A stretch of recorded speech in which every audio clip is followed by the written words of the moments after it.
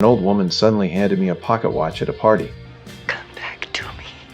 She didn't say much, just turned and walked away. Her expression felt mysterious and confusing. What I didn't know, she sat in her car afterward, quietly crying. Back at her hotel, she stayed silent all night. She pulled out a book I wrote, held it close to her chest, and sat in her rocking chair, eyes slowly closing. 8 years passed. I became a rising screenwriter, but lately I've been stuck, no ideas, and my love life's a mess. So I left for an unplanned trip. Passing an old, elegant hotel, I stopped and checked in. The bellboy, Arthur, stared at me like he knew me. Have we ever met before?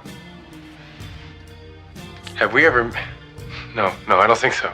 Inside the hotel's museum, I looked around. While I was staring at a display, I felt something watching me. I slowly turned. A portrait on the wall caught all my attention. She was stunning, almost unreal. I ran to Arthur, asked him who she was. He said her name was Alice, a famous actress from 70 years ago. I froze, a little disappointed. She had lived so long ago, but I couldn't stop myself. I went back to that painting. My eyes wouldn't leave her face. At dinner, all I could think about was her. Lying in bed, her image filled my mind. I couldn't sleep. Next day, I went to the library, followed Arthur's clues, searched for her records. When I saw the photo, my whole body locked up. Alice was the same woman who gave me the pocket watch. My brain couldn't process it. I found her old house. Her maid opened the door, suspicious, trying to make me leave, until I showed her the watch. She froze. She said Alice treated that watch like her life, never let it out of her sight. And the night she passed, the watch disappeared too. She let me in, showed me Alice's room. Everything inside looked like she still lived there. She said Alice's favorite book was Time Traveler. It was written by my college philosophy professor,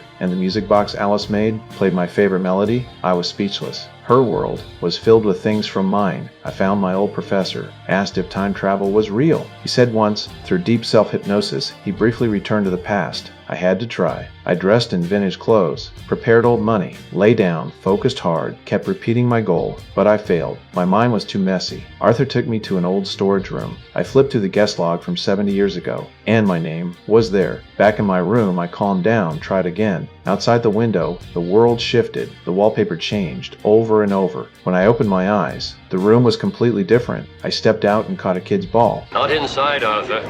That kid was young Arthur. I went to the theater looking for Alice. Rehearsal had started, but she wasn't there. I slipped backstage. A redhead told me Alice was by the lake. I found her. She stood alone, back to me. I didn't call out, just watched her from behind, like I'd waited forever for that moment. And then she turned around,